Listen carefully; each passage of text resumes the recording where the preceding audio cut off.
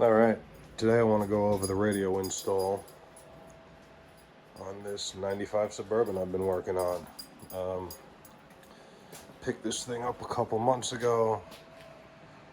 Gonna be using this for hunting. Wanted something that I could get through the woods in. Tired of beating up my pickup. And I'm gonna have a place to sleep now. That being said, can't have a truck without having some radios in it. So I'll show you the install before I put the interior back together. I got all this wired up under the seat right now. We've got the Icom 706 mkiiG and a QYT 980 Plus. So let's start with the Icom. Hello, Moose.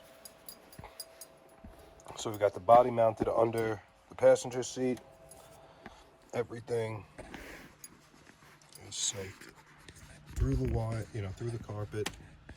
There's the separation cable, runs through the dash under the carpet. Got a power distribution, VHF, UHF, HF, a breaker, and all this will be hidden under the seat. Everything pops out of the carpet. There's no exposed wires. So before I put the seat back in, I wanted to show this.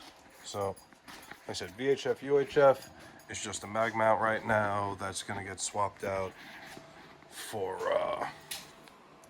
an NMO style that's going to go right through the roof. I just have to take care of some things up top beforehand. Back here, for the HF antenna, I made this flat bracket with one of these banjo style coax connectors. You can barely tell. This is exactly how I wanted it. I was really struggling with where I was going to put everything on here and where I was going to mount the HF, because like I said, this thing's going to be in the woods and there's going to be, trees everywhere. So clearance is kind of a concern. But let me show you how all this got wired up. So like I said, you can see it's flat and it runs between the tail light and the filler panel, drops down the tail light pocket, and then pops out right here. Put this little grommet in there, snakes down, and this right here is the only piece of the entire installation that is exposed. Put it with the Panther dog. There's one more thing I want to show you. I thought this came out pretty well. Is being that this is under the seat and the speaker is less than desirable, I had one of these Motorola speakers that I mounted up in the head unit.